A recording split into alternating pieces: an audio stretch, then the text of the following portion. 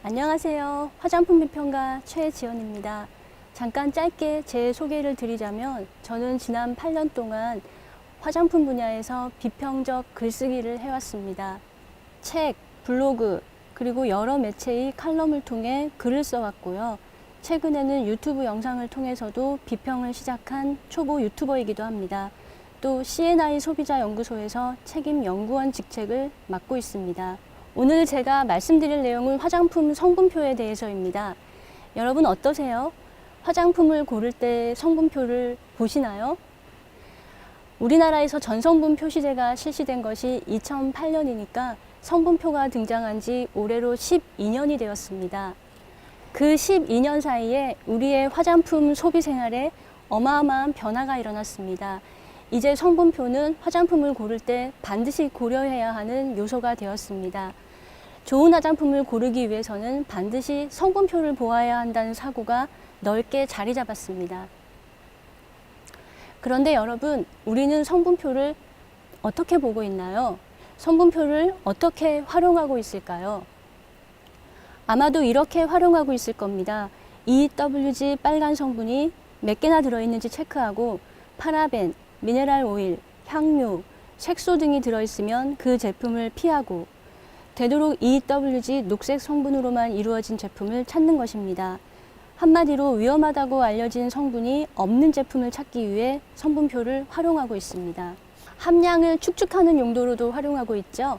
위험한 성분이 앞쪽에 적혀 있으면 더 많이 들어있으니까 더 위험하고, 위험한 성분이 뒤쪽에 적혀 있으면 그나마 덜 위험하다는 식으로 추측하는 용도로 활용하고 있습니다.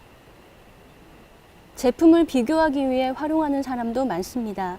즉, 이 제품은 파라벤이 중간에 적혀 있는데 이 제품은 파라벤이 끝에 적혀 있으니까 이 제품이 더 낫다.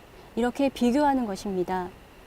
또 이 제품은 알레르기 유발 물질이 3개가 적혀 있는데 이 제품은 하나만 적혀 있으니까 상대적으로 더 안전하다. 이렇게 비교하기도 합니다. 과연 이것이 성분표를 보는 올바른 방법일까요? 저는 이런 식으로 성분표를 보는 것은 부질없다고 생각합니다. 비과학적인 뿐만 아니라 우리의 화장품 소비 생활에 적지 않은 악영향을 끼치고 있기 때문이에요. 쉽고 즐거워야 할 우리의 화장품 소비 생활을 불편하고 불안하게 만들고 있기 때문입니다. 우선 이런 식의 성분표 활용 방식이 왜 비과학적인지 그 이유 4가지를 알려드릴게요. 첫째, 정말로 위험한 성분은 화장품에 들어가지 않기 때문입니다. 우리나라에는 화장품의 안전을 관리하는 화장품법이 있습니다. 화장품법에 의하면 피부에 발라서는 안 되는 정말로 위험한 성분은 금지되어 있습니다. 금지된 성분이 총 1026개입니다. 우리가 걱정하는 대부분의 발암물질, 중금속, 환경호르몬, 그리고 그 밖에 위험한 화학물질이 모두 금지 성분으로 지정되어 있습니다. 그럼 지금 우리가 피하려고 애쓰고 있는 성분들은 뭘까요? 파라벤, 소듐 라우릴 설페이트, 미네랄 오일, 트리클로산, 향료, 색소, 이런 건 위험한 성분이 아닌가요? 위험한 성분이 아닙니다. 위험하다는 오해를 받고 있는 억울한 성분들일 뿐입니다. 심지어 석유 찌꺼기라고 오해를 받고 있는 미네랄 오일은 오히려 알레르기를 일으킬 확률이 가장 낮은 세상에서 가장 안전한 오일입니다. 그리고 파라벤, 색소, 향료처럼 독성이 약간 있는 성분은 양을 제한해서 위험을 낮춥니다. 아주 적은 양만 넣어서 피부에는 영향을 끼치지 않으면서 유통기한 동안에 제품이 변질되지 않도록 해주고 좋은 색과 좋은 향기를 입혀줍니다. 모두 화장품 산업에 꼭 필요한 성분들입니다. 이처럼 화장품에 위험한 성분은 들어가지 않습니다. 위험한 성분이 들어가지도 않는데 성분표를 보면서 피하려고 애쓰는 것은 참 부질없는 일입니다. 둘째, 성분표로 양을 추측하는 것은 불가능하기 때문입니다. 성분표는 함량이 높은 순서대로 적힙니다. 하지만 그렇다고 해서 앞에 적혀 있는 것은 무조건 함량이 높고 뒤에 적혀 있는 것은 무조건 함량이 적다고 해석할 수는 없습니다. 앞에 적혀 있다 해도 적게 들어간 성분이 많으면 함량이 적을 수 있고 뒤에 적혀 있다 해도 적게 들어간 성분이 몇 개 없으면 함량이 높을 수 있습니다. 더구나 화장품법에 의하면 1% 미만으로 넣은 성분은 순서에 상관없이 적을 수 있습니다. 다시 말해서 1% 미만으로 넣은 성분은 화장품 회사들이 임의로 순서를 바꿔서 적을 수 있다는 뜻입니다. 물론 그래도 순서대로 적는 기업이 많이 있습니다. 하지만 이것을 악용하는 기업도 있습니다. 다시 말해서 소비자가 적게 들어갔다고 생각해 주길 바라는 성분은 최대한 뒤쪽에 적고, 소비자가 많이 들어갔다고 생각해 주길 바라는 성분은 최대한 앞쪽에 적어서 혼란을 주는 것입니다. 즉, 파라벤, 향료, 색소 같은 성분은 최대한 뒤쪽에 적고, 아미노산, 펩타이드, 소듐 하이알루로네이트, 세라마이드 같은 성분은 최대한 앞쪽에 적어서 혼란을 주는 것입니다. 소비자들은 이걸 보면서 좋은 성분은 많이 들어있고 나쁜 성분은 적게 들어있다고 생각할 수 있지만 사실이 아닐 수도 있습니다. 성분표는 이렇게 변칙이 가능하기 때문에 단지 성분표만 보고 뭐가 많이 들어있다, 뭐가 적게 들어있다 추측할 수 없습니다. 소비자는 물론 전문가도 할 수 없습니다. 성분표만 보고 이건 많이 들어있다, 이건 적게 들어있다 이렇게 말하는 전문가는 올바른 방법으로 성분표를 읽는 것이 아닙니다. 셋째, 개수가 많다고 많이 넣은 것은 아닙니다. 파라벤이 세 종류가 들어있는 제품이 있고 딱 한 종류가 들어있는 제품이 있습니다. 사람들은 3개나 들어있으니 더 위험하다고 생각합니다. 심지어 전문가들도 3개나 들어있으니 이 제품은 피하라고 말하고 1개에 들어있으니 이 제품은 그나마 괜찮다는 식으로 말합니다. 이것도 과학적으로 완전히 잘못된 생각입니다. 파라벤은 사용 제한 성분으로 한 가지 종류만 넣을 때는 0.4%까지, 그리고 여러 종류를 혼합해서 넣을 때는 0.8%까지 허용합니다. 화장품 회사들은 한 가지를 최대치로 넣을 수도 있지만 여러 가지를 넣어서 오히려 더 양을 적게 낮출 수도 있습니다. 3개를 넣었다고 무조건 하나 넣은 것보다 더 많이 넣었다고 해석하는 것은 옳지 않습니다.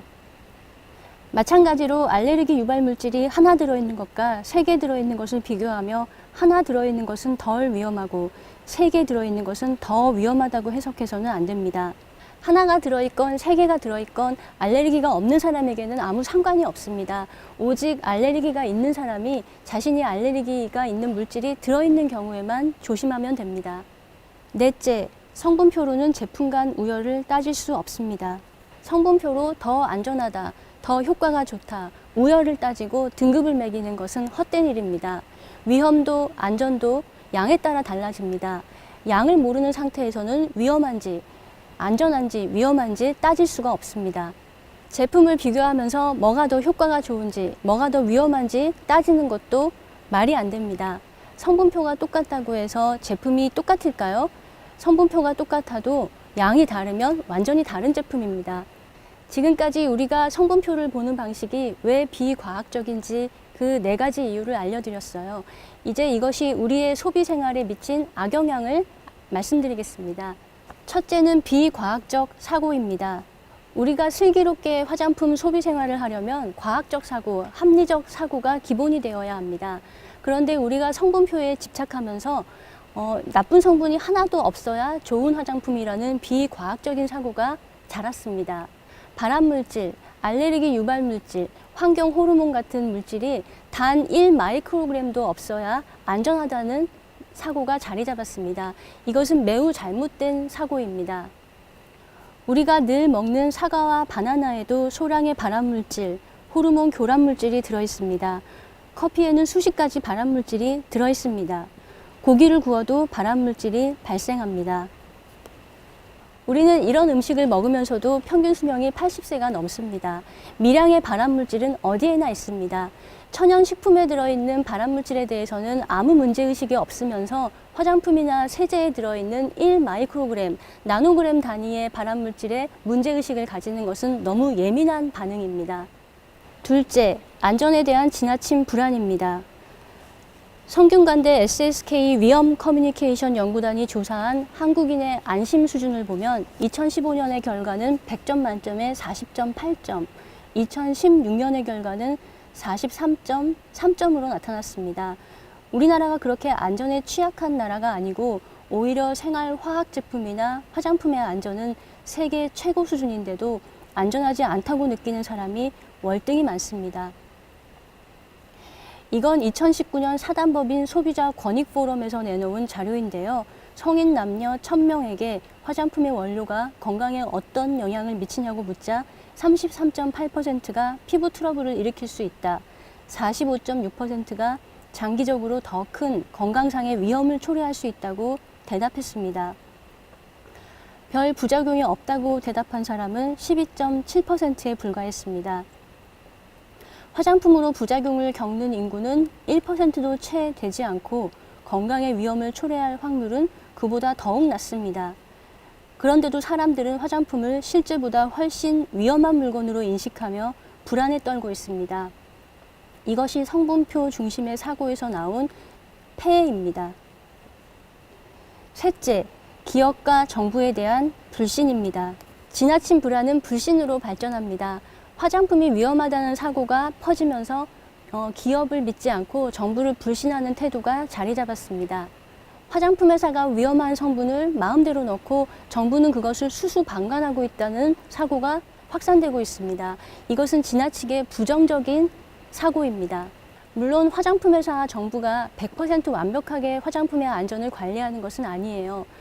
가끔 시장에서 유통 기준에 못 미치는 화장품이 적발되기도 하고 또 뿌리는 자외선 차단제처럼 예상하지 못했던 위험 요인이 드러나기도 합니다. 이때 제가 가장 중요하게 보는 것은 식약처의 대응 방식이에요.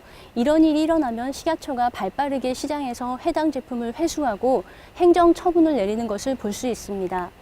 또 신속하게 법을 개정해서 위험 요인을 제거하고 안전 기준을 강화하는 것을 보았습니다.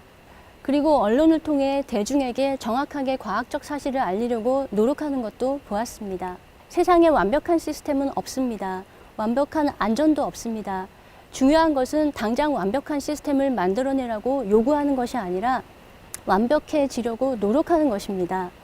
우리나라 화장품은 세계 최고 수준이며 안전을 관리하는 수준도 세계 최고입니다.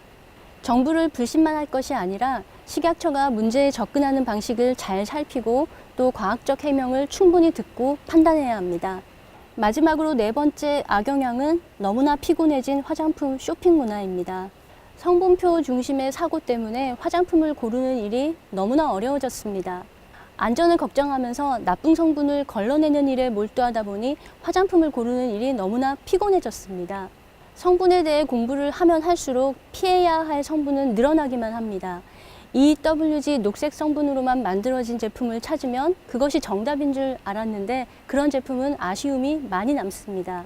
혼자서는 도저히 화장품을 고를 수가 없어서 전문가가 추천해주는 제품에 매달리지만 그건 역시 정답은 아닙니다. 이처럼 쉽고 즐거워야 할 화장품 쇼핑이 너무나 힘든 노동이 되었습니다. 하루빨리 성분표 중심의 사고에서 벗어나 편안하고 즐겁게 쇼핑하는 화장품 문화를 회복했으면 좋겠습니다. 이제 발표를 마무리할게요. 지금까지 제가 성분표로 제품을 판단하는 것이 비과학적인 이유 4가지, 그리고 성분표 중심의 사고가 우리의 화장품 소비 생활에 끼친 악영향 4가지에 대해서 말씀드렸습니다. 물론 그렇다고 성분표가 아무짝에도 쓸모없다는 뜻이 아닙니다. 성분표를 비과학적으로 보지 말고 과학적으로 보자는 뜻입니다. 성분표를 과학적으로 보는 방법이 무엇인지 궁금하시다면 제 책을 구입하시거나 제 유튜브에 방문해 주시면 고맙겠습니다. 제가 늘 하는 말이 있어요. 화장품은 인체에 큰 영향을 끼치는 물건이 아닙니다. 피부를 보호하고 개선해 주긴 하지만 한편으로는 기호품에 가깝습니다. 향, 질감, 색, 디자인 등이 있기 때문에 우리의 감각과 취향을 자극하는 물건입니다. 그래서 화장품은 안전을 따질 것이 아니라 자신의 감각을 따지고 취향으로 즐겨야 합니다. 취향으로 즐기고 더 잘 이해하고 싶으면 과학으로 이해해야 합니다. 취향으로 즐기고 과학으로 이해하자. 그것이 제가 여러분께 오늘 꼭 드리고 싶은 말씀이었습니다. 들어주셔서 고맙습니다. 감사합니다.